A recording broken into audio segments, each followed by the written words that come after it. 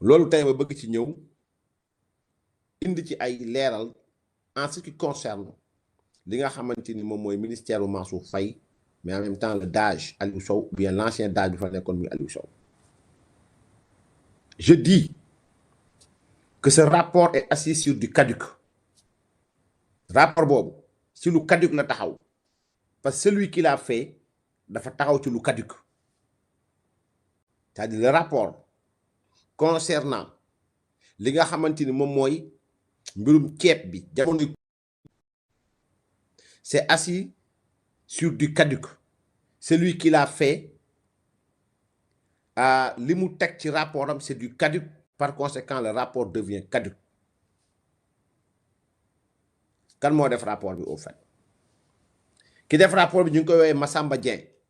Youssou mën nga dugal première photo bi donc Massamba Dieng c'est un conseiller municipal primo inspecteur du trésor mais en même temps yéegalal tuuti ñu gis suuf en même temps donc yéen a ngi gis ni Cour des comptes chambre des affaires budgétaires et financières rapport définitif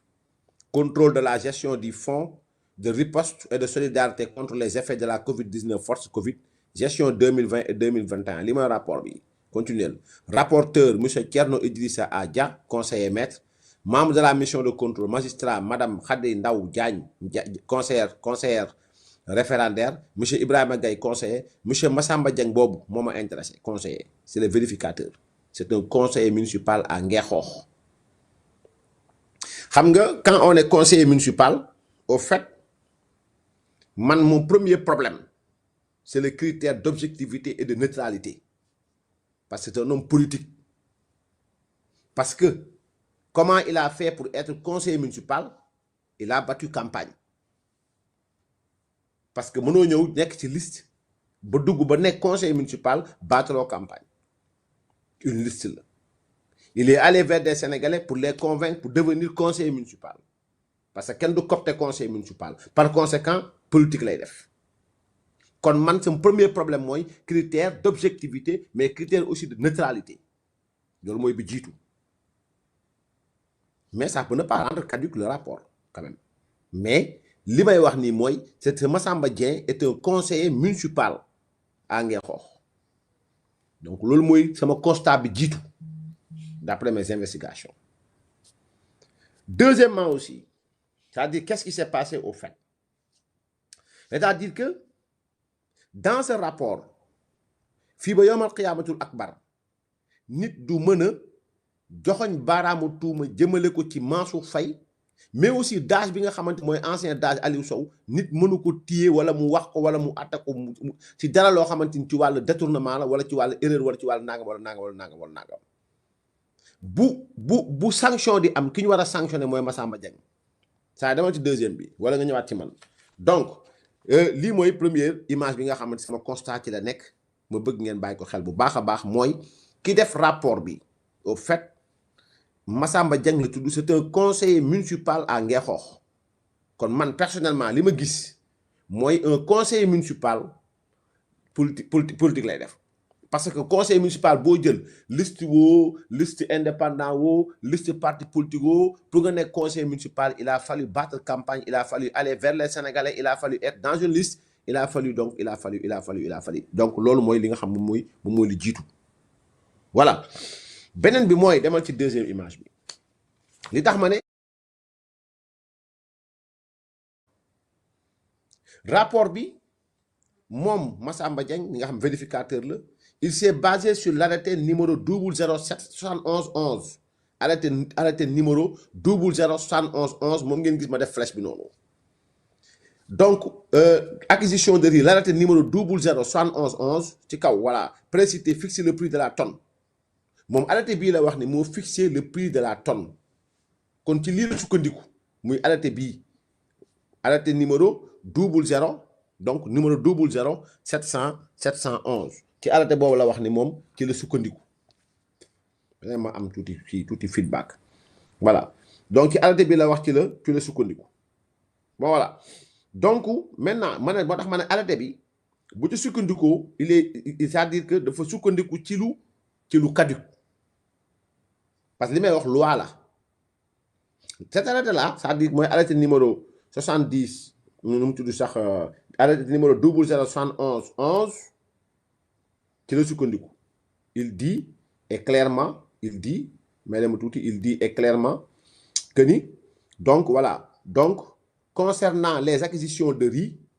l'arrêté 007111 précité fixe le prix de la somme chez le grossiste à 245 000 francs la tonne. Les frais de manutention sont fixés à 5 001 francs la tonne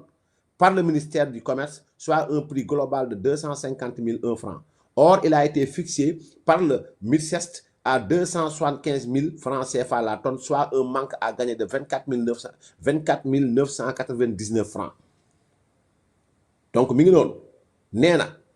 ci lim sukkandi moom rapport am bii pour ñu jàpp ay deru Mansour Faye wala jàpp parce que Mansour Faye n'est pas cité dans ce rapport mënul nekk sax à part que ni bon voilà mooy ministre ba mais on a pointé du doigt ki nga xam mooy DAGE bi mais li mu mën a wax ci bii mooy ki def rapport bi dafa sukkandiku ci l'arrêté numéro 007111 bi fixé tonne ceeb ci 245 000 francs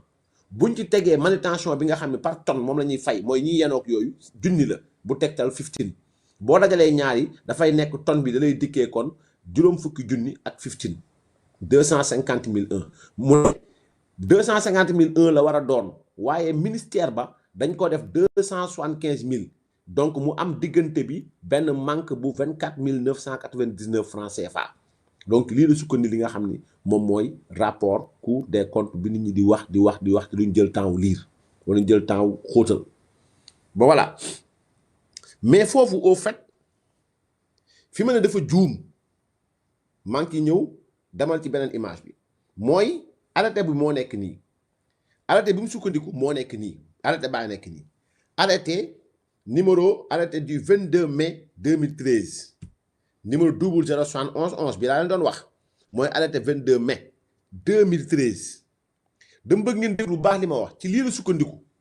pour mën a wax ni dafa am écart 2 milliards et quelques boo xamante ni moom la DAGE bi maanaam am écart donc war nañ ko mën a yóbbu àtte ko ci lii la sukkandiku maintenant ci li mu sukkandiku ban at la 2013 mooy arrêté portant administration des prix de l'huile en fût et en dosette du sucre cristallisé et du riz brisé non parfumé yéegal tuuti maintenant boo xoolee le ministre du commerce de l'industrie et du secteur informel si visa yi ngeen di xool c'est-à-dire que mbir boo ko bëggee jàngat da ngeen di xool ci vu la constitution vu la loi 94-63 du 22 août 1994 sur les prix la concurrence et le contentieux économique bii loi mooy loi 94-63 du 22 août 1994 bi wax ci mbirum njëg bi wax ci mbirum jëflante ci njëg ñaar nit ñëw di jëflante ci njëg da li nga xam mooy wuute la ak waroo ci wàllu jaay jënd loi 94-63 la du 22 août 1994 kon loi bii ci la maanaam moom article bii maanaam arrêté bii mu jël sukkandiku si pour def rapport pour nit ñi di tuumaal DAGE wala ñuy tuumaal Mansour Faye arrêté bii moom da ciy limaale benn loi bu ñu woowee loi 94-63 te loi bii moom moo koy weddi nag moom loi bii mooy rendre caduc son rapport parce que loi bi dafa am lu mu wax mooy loi bi dafa ne arrêté bu mel nii muy arrêté wàcc yéegal ba si kaw arrêté bu mel nii muy arrêté numéro nu mu tudd sax 07 arrêté numéro nu mu tudd sax 07 007111 arrêté bi dafa am loo xamante ni moom moo tax arrêté bi existé tout demal ci beneen bi c'est-à-dire que ñëwal ci man ba pare c'est-à-dire que li ma bëgg expliquer fii mooy Massamba Diagne bi def rapport Cour des comptes bi maanaam mooy vérificateur bi maanaam moo doon dem di saytu mi def vérification Cour des comptes dafa ne dafa am benn lu mel ni luubal lu toll ci 2 milliards yu toftal ci fi nga xamante mooy ministère Mansour Faye ak DAGE ba maintenant mu ne dafa sukkandiku ci arrêté bu ñuy woowee arrêté numéro 007111 mais ba ñu indee arrêté bi dafa indi benn loi boo xam ne mooy loi 94-62 la loi 94-63 du 22 août 1994 maintenant loi boobu nag mooy ñëw wane ni Massamba Dieng dafa juum parce que arrêté bu mu lim mënatu la exister indi ma loi boobu moo woon ko gars yi mooy photo bi stop donc loi bi dafa ñëw au fait lii mooy loi numéro 94-63 du 22 août 1994 loi bi moom la limaale moom la sukkandiku maanaam loi bi ba ñuy wax arrêté bi maanaam loi bi mi ngi ci biir arrêté bi lii mooy exposé des motifs le présent projet de loi fait partie des mesures prises en application des recommandations formulées par le chef de l'État lors des concertations avec les opérateurs économiques. Ces assises ont retenu le déphasage entre l'évolution du tissu économique et son environnement juridique qu'il faut améliorer. Le projet de loi sur la concurrence, les prix et le contentieux économique abroge la loi numéro 65-25 du 4 mars 1965 sur les prix et les infractions à la législation économique. Il institue la Commission nationale de la concurrence, chargée d'arbitrer le libre jeu de la concurrence qui est un pendant du libéralisme. En marge de l'organisation de la concurrence dont le destinataire final est le consommateur, des règles de protection de celui-ci sont posées pour permettre à l'autorité administrative de faire face aux insuffisances du marché aux fraudes.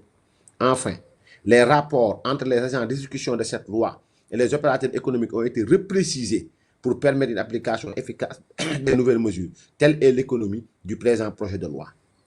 Donc, gis nga article 1er bi le président de la République promulgue la loi dont la teneur suit.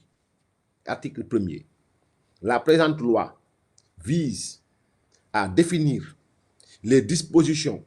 régissant la libre concurrence, la liberté des prix et les obligations mises à la charge des producteurs, commerçants, prestataires de services et tous autres intermédiaires étant à prévenir toute pratique anticoncurrentielle, à assurer la loyauté et la régularité des transactions et notamment la transparence des prix, la lutte contre les pratiques restrictives et la hausse des prix. Gis nga loi bi dafa ñëw di wax ci wàllu njëg maanaam njëg yi di wax ci wàllu jëflante yi yokk ak wàññi loi bi loolu moo ko tax a jóg ñu dem ci beneen page bi donc wax naa leen ni Massamba Dieng dafa sukkandiku ci article ci arrêté 007111 pour wax ni dafa am luubal ci ministère bi nga xam ne Mansour Faye yoroon mais ci daaj bi lañ joxoñ baaraam muy maintenant arrêté boobu noonu moom ba mu arrêté bi boo xoolee dañ ciy viser la loi 94-63 du 22 août 1994 mais même loi boobu nag mooy ñëw wane ni Massamba Dieng ci lu ma sukkandiku pour def rapport am boobu ci Cour des comptes bi ngeen di coow di ko ngawtee maanaam arrêté boobu c'est caduc nañ dem ci beneen page bi gis nga mi ngi ni titre 2 de la réglementation déglu baax de la réglementation des prix article 42 lorsque les circonstances l'exigent pour des raisons économiques et sociales certains biens produits et services peuvent faire l'objet de fixation des prix par voie législative ou réglementaire mu ne léeg-léeg bu ko jamono laajee ngir am na sabab boo xam ne si wàllum koom la wala ab sabab boo xam ne jëm ci wàllu nit ñi yenn jumtukaay yi ñuy jëfandikoo yenn services yi mën nañu fixer prix bi maanaam mën nañ jël arrêté fixer prix bi boo xoolee arrêté bële arrêté bee nga xam Massamba Dieng moom la liir moom la jëfandikoo si arrêté bële si maanaam ci rapport Cour des comptes bi arrêté bi mu utilisé muy arrêté numéro 007111 dafa fixer prix te loolu 2013 la wax naa arrêté boobu 2013 la voilà donc le 22 mai 2013 mooy arrêté boobu diw 007111 article 43 lu mu wax nonobstant les dispositions de l'article 42 de la présente loi des mesures temporaires contre les hausses excessives des prix motivées par une situation de calamité ou de crise, par des circonstances exceptionnelles ou par une situation du marché manifestement anormale dans un secteur déterminé peuvent être prises par arrêté du ministre du Commerce. Déglu lu baax dafa ne nonobstant les dispositions de l'article 42 de la présente loi des mesures temporaires contre les hausses excessives des prix motivées par une situation de calamité ou de crise, par des circonstances exceptionnelles ou par une situation du marché manifestement anormale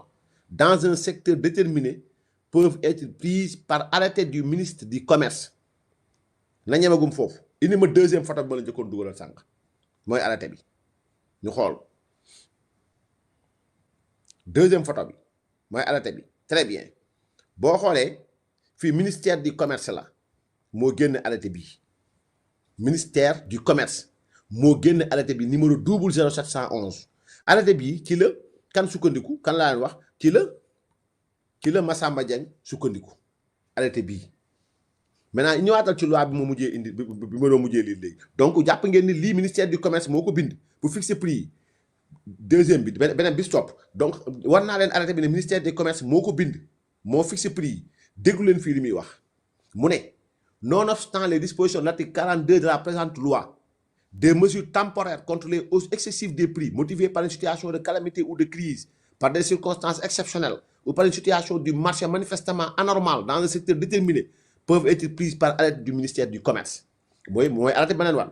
mu ne nag et dont la durée d'application ne peut excéder 2 mois renouvelables une fois arrêté boobu daté 2013 le 25 mai 2013 mai juin juillet août septembre point jeex na caduc na mënatul exister maanaam loolu la wax ça dont la durée d'application ne peut excéder 2 mois renouvelables une fois muy 2 fois 2 mois muy 4 mois caduc moo tax ma ne ci liñ sukkandiku pour élaborer rapport bi c'est du caduc par conséquent le rapport est caduc kon loolu leer na très bien kon ci li mu sukkandiku maintenant ci indi ay prix 2013 bëgg ko appliquer ci 2020 wala 2019 ba 2020 2013 la ñu fixé woon prix yi mu indi 2013 la dem jëli ji dem wuti ji arrêté bi fekk arrêté boobu 2 fois 2 mois la war a def pour caduc mu ñëw bëgg appliquer prix 2013 bëgg ko appliquer en 2020 ci prix yi mu appliquer 2013 nag ci la waxee li ñu def 2020 normalul kon ku ñu war a sanctionné maanaam kan moo gëstuwul kan moo deful liggéey yëpp donc loolu benn la ñaareel bi mooy c'est-à-dire que ba loolu amee ñu ne rapport Cour des comptes génn na ñu naan ñuy ŋawtee DAGE bi bàyyiwul boppam dafa bind bataaxal jëmale ko ci ki nga xamante ni moom mooy ki jiite Cour des comptes dama ci bis topp donc mu ne wàccal bi suuf donc ministère Aliou Sow ancien directeur de l'administration générale et de l'équipement du ministère du développement communautaire de l'équité sociale et territoriale ki ñu tuumaal moo bind kan la bind monsieur Mamadou Faye premier président de la Cour des comptes Dakar moom la bind bataaxal bi rapport définitif contrôle de la gestion du fonds de riposte et de solidarité contre les effets de la Covid-19 force Covid gestion 2020 et 2021 mu ne ko j'ai reçu copie du rapport spécial de la Cour des comptes consacré à la revue des dépenses des forces Covid-19 et vous en remercie vivement mu ne ko jot naa bataaxal bi nga xam ni moom moo jëm ci mbirum rapport spécial Cour des comptes bi nga xam ni dafa jëm ci wàllu dépense ci fonds Covid-19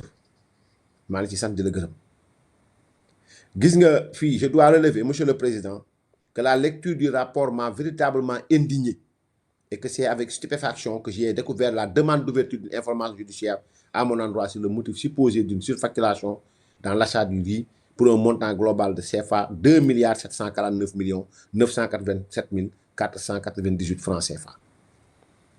L'auteur du rapport explique la prétendue surfacturation par le fait que le ministère du Développement communautaire de l'équité sociale et territoriale aurait fixé et acheté le riz au prix de 275 000 francs en lieu et place de 250 001 francs la tonne, fixé par arrêté numéro 000-7111 du 22 mai 2013 du ministère chargé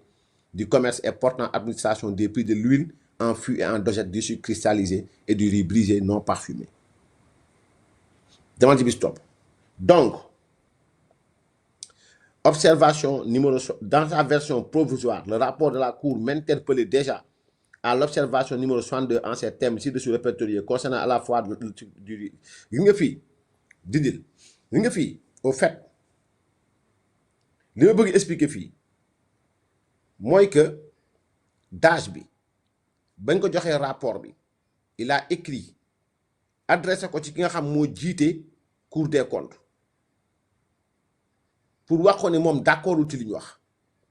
sukkandikoo nag teg ko ci ay firnde yu leer comme midi tudd na arrêté beneen waxoon muy arrêté numéro 007111 bi nga xam ne moo ñëw doon fixé prix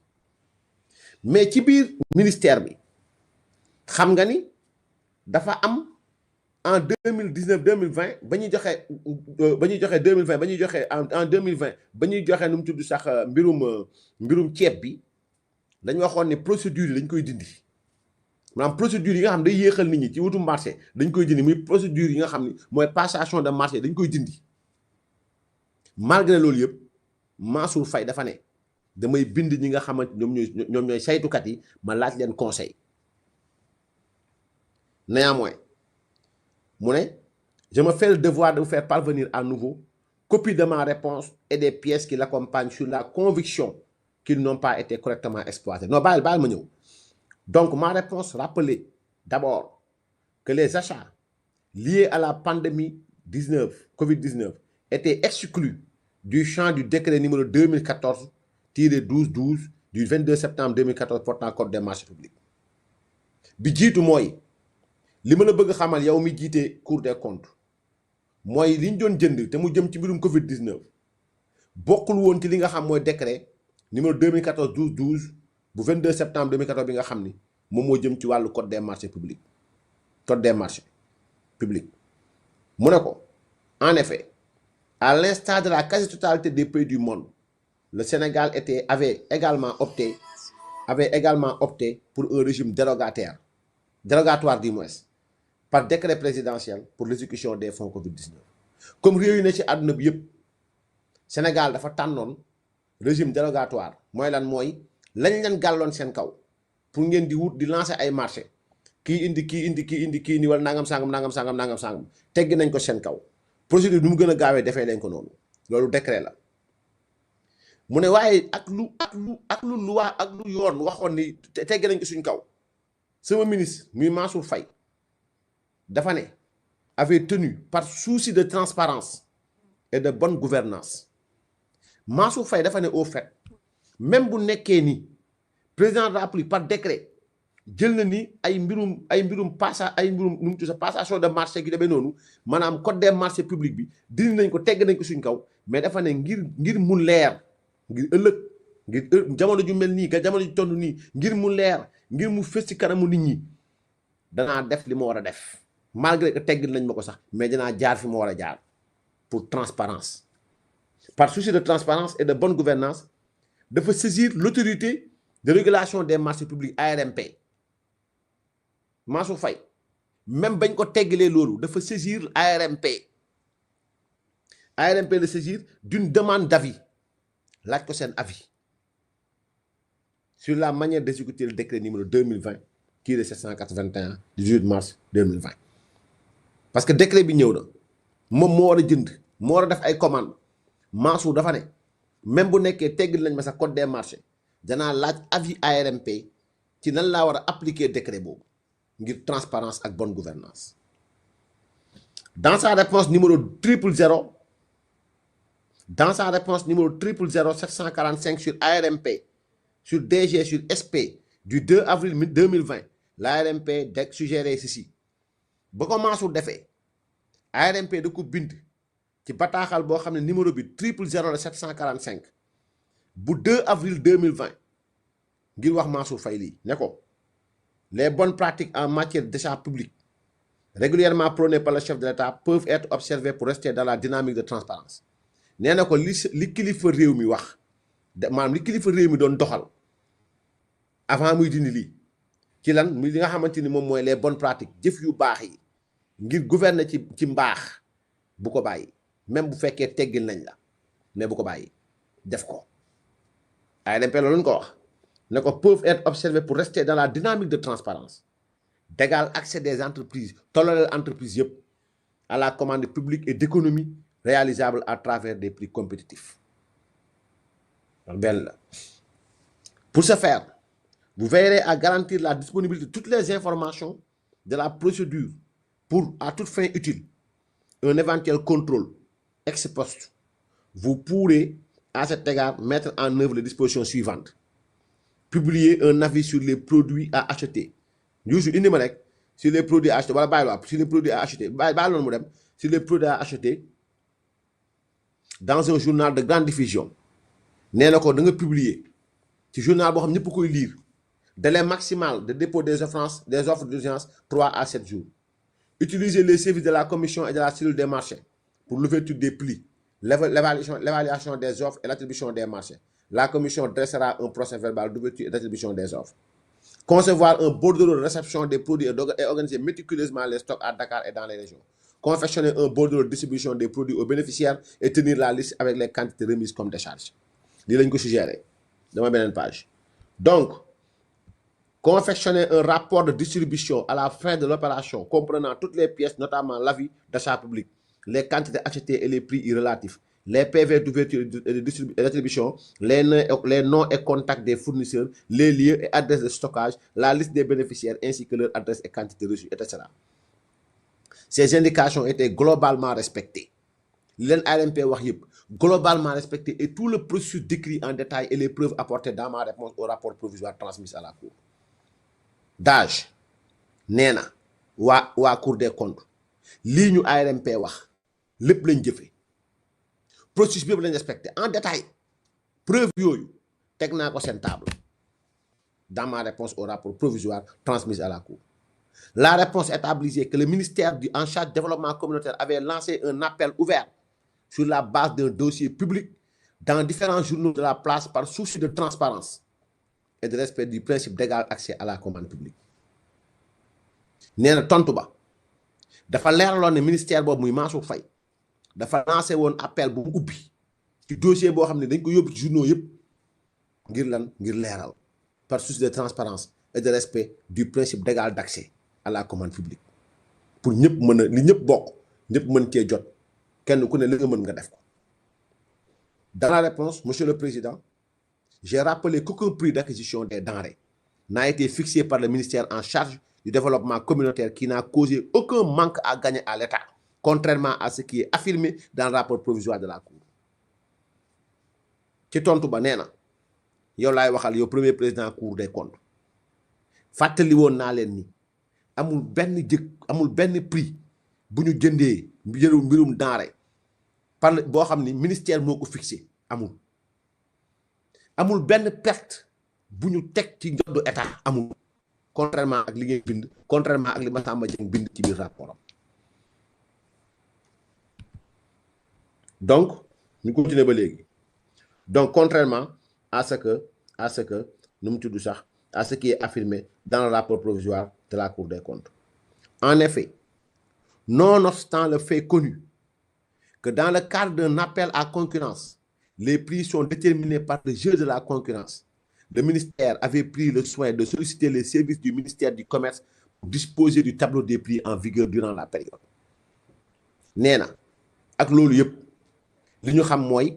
bo féké dans le cadre d'un appel à concurrence, bu ñu né appel à concurrence, les prix sont déterminés par le jeu de la concurrence. Amul lu fixé.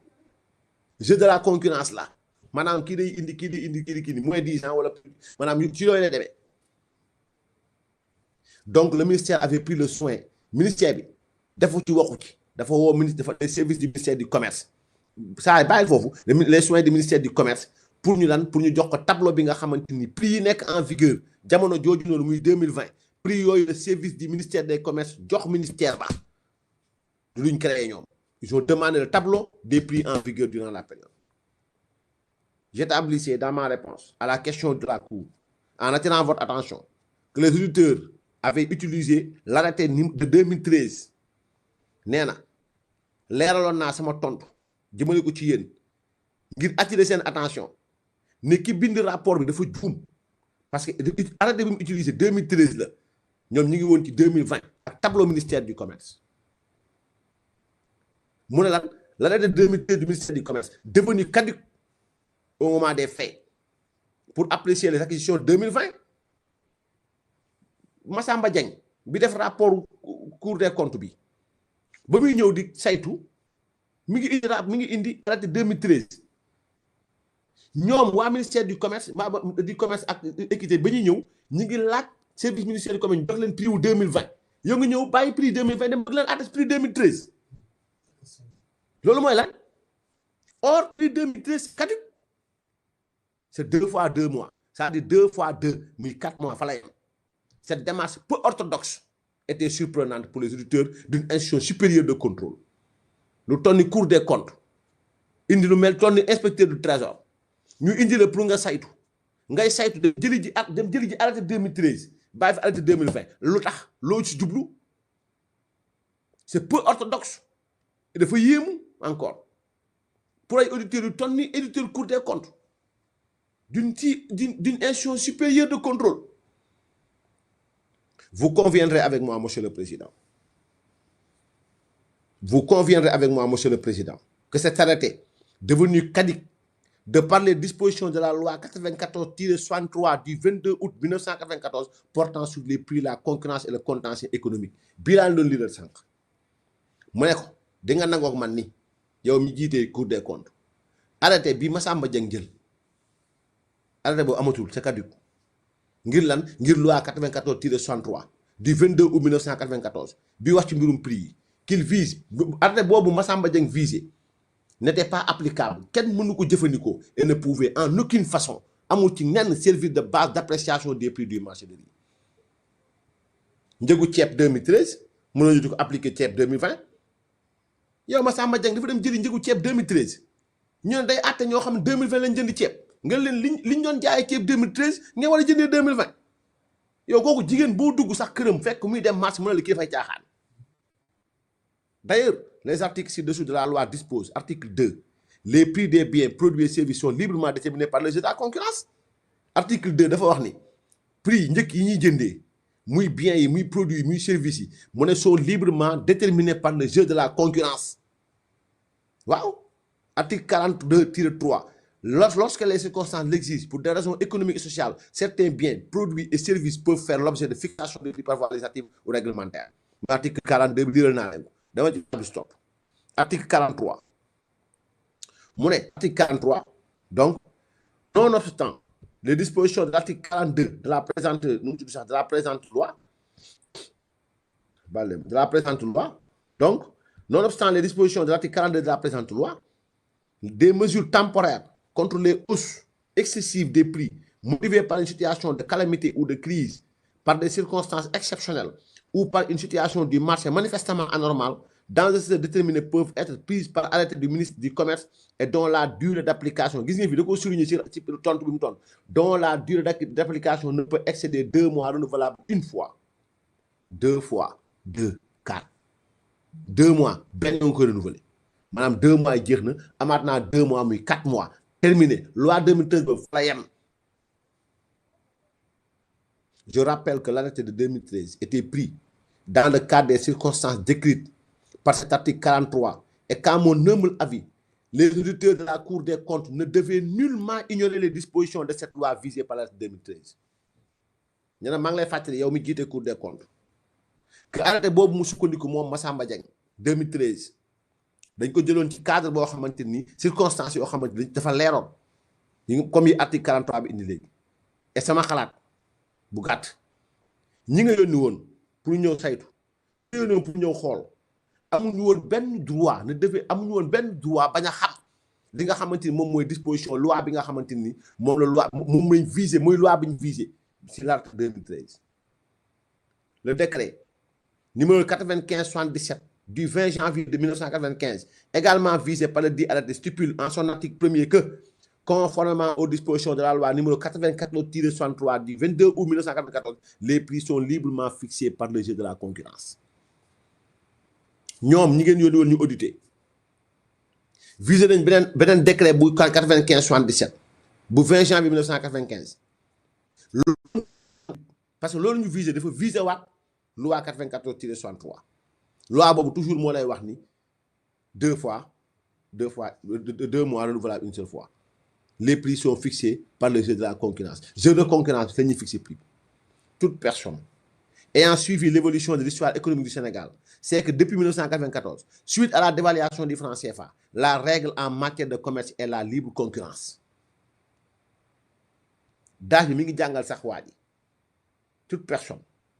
dañ ci waroon boole virgule d'âge dañ ci waroon boole virgule digne de foi toute personne honnête dañ ci waroon boole toute personne de bonne foi ayant suivi l'évolution de l'histoire économique du Sénégal xam na képp koo xamante ni nit nga di wax dëgg rek te yàlla tax xam nga ne depuis 1994 muy dévaluation CFA bi règle bi en matière de commerce libre concurrence la l'administration des prix est une exception nguur bu jëlee prix ne arrêté naa ko fii exception la fan bu ñëw ci contexte particulier et est censé être limité dans le temps ainsi 7 années après la signature de l'arrêté susmentionné 7 ans après 2013 2014 2015 2016 2017 2018 2019 2020 Massamba moom 2013 la jëli ji de 2014 2015 2016 2017 2018 2019 2020 7 ans après la signature de l'arrêté susmentionné qui est maanaam njëgu ceeb 2013 de la Massamba jël ne njëgu ceeb boobu 2013 moom la ñoom daaju ministère Mansour Faye wala ñoo appliqué 2020 loolu fu mu am la Cour considère que le prix du riz en 2013 doit être le même que celui de l'année 2020. Elle se borne ainsi à méconnaître le tableau indicatif des prix des denrées publié en 2020 par le ministère chargé du commerce. kon bu boobaa kan la ñu war a sanctionné ku toll ñu auditeur inspecteur du trésor xam prix 2020 yi xam prix 2013 yi dem tànn 2013 pour bëgg ñëw dugal ay gor ñëpp di leen xas réew mi yëpp amee leen di leen xas. Et pourtant, dans le rapport final de la Cour des comptes, l'observation concernant le sucre cristallisé a disparu. Alors que l'arrêté de 2013 concerne à la fois le riz brisé, non parfumé et le sucre cristallisé. Xam nga yi muy wax nii rapport provisoire bi la nee na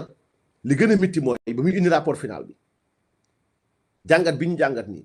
dañoo jënd sucre cristallisé bi mais bàyyi ko ba léegi ceeb bi ce qui du reste me fonde dans l'intime conviction que le maintien de l'observation sur lui relève manifestement d'une erreur des auditeurs. En effet, ils ne peuvent introduire la notion de surfacturation dès lors qu'un appel à concurrence a été organisé. Et mieux, les offres retenues sont conformes au tableau des prix du ministère du Commerce. Ce qui, ci loolu du reste, me fonde dana ma gën a dëgëral ci mu biir ma ni daf ma biir ni bàyyi bii ñu bàyyi ci ceeb bi prix ceeb bi 2013 bëgguñ ko acté ay nit njumte bu rëy la ca dëgg-dëgg nag mbirum surfacturation mën nu ko wax pourquoi parce que appel à concurrence la ñu def organiser ko et mieux gën jaa neex nag offre retenue yi ñu téye dañ leen maanaam offre yi nga xam ne dañ leen téye jox leen marché dañoo conforme ak tableau yi nga xam ni prix ministère du commerce la mu ne ko nag monsieur le président je souhaiterais vraiment vivement qu'il vous plaise de vérifier toutes les informations portées à votre attention et si nécessaire ordonner un audit contradictoire sur la question de l'acquisition dem na ba ne ko na nga def audit contradictoire yónnee ñeneen ñëw gëstu je me mets à votre disposition donc moo tax ma ne leen rapport yi ngeen di wax il va falloir faire très attention parce que man mënu ma digérer que ni réew mi dañu fee bëgg nekk xam nga man j'ai lu Mimi Touré bañ ko waxee ni dañ lay épingler ci 2 milliards di épingler entre guillemets j'ai vu 1 million marche bu ñoom Tunkara dugal bindu Mimi Touré s'il s'agit de Mimi Touré épingler moom ne veut pas dire que maanaam condamné ne veut pas dire fautif mais pour les autres parce que Mimi Touré ñoom la àndal mais pour les autres kuñ dégg épinglé rek mooy yow def nga or cas yu mel nii day am cas yu mel nii dafay am kon dafa yell nit ñi def ci bu baax def ci nànk bu baax a baax a baax a baax donc lii mooy li nga xam ne bëggoon naa ko indi tey ci ci saxal ay xibaar yu wér parce que nag nit ñi dañuy bëgg rey ak ñu bëgg sonal ci ay waxu rapport et la plupart n'ont pas lu les rapports la plupart n'ont pas lu les rapports xam lu ñu ci am dama xool man ay Ngoné Saliou toog ci télé ñu leen jox leen ay micro ñuy wax ci ay rapport or c'est-à-dire pour nga fekk nit téye rapport rek parce que boo lire rapport au fait booy lire rapport buñ commencé ne la vu bu fekkee ne yow bëgg nga am information visa bu nekk da nga ko war a jël traité ko dem jëli ci loi bi boo ko amul nga téléchargé ko lire loi bi lu mu ci wax ci ngay am une lecture objective man kuñ fi dóor rapport mu lire ko xam ne lii awma lu ma ci wax doo ma dégg ma wax ci parce que je suis pas là pour être l'avocat du diable jamais maanaam ku ñu dóor rapport déggoo man ma wax ci déggoo man ma leeral ci parce que la ca ne leeruma mais pour ce cas précis tooñ nañ daaj bi tooñ nañ ministère bi yàq nañ deru gor ci ay njuumte parce que lii c'est caduc c'est assis sur du caduc et la lancinante question mooy est-ce que tey war nañu nangu ay inspecteurs du trésor ay inspecteurs nangam sangam di nekk ay conseillers municipaux dafay xaw a lëkkaloo trop intérêt day am ci biir parce que nag conseil municipal moom politique la rek voilà donc lii mooy li nga xam ni bëggoon naa ko leeral tey di amoon mbégte lool je pense que Youssou on a fait 1 heure de temps amoon nañ mbégte lool sant leen gërëm leen je pense matuñu sax 1 heure de temps voilà maintenant nag léegi xanaa ñu may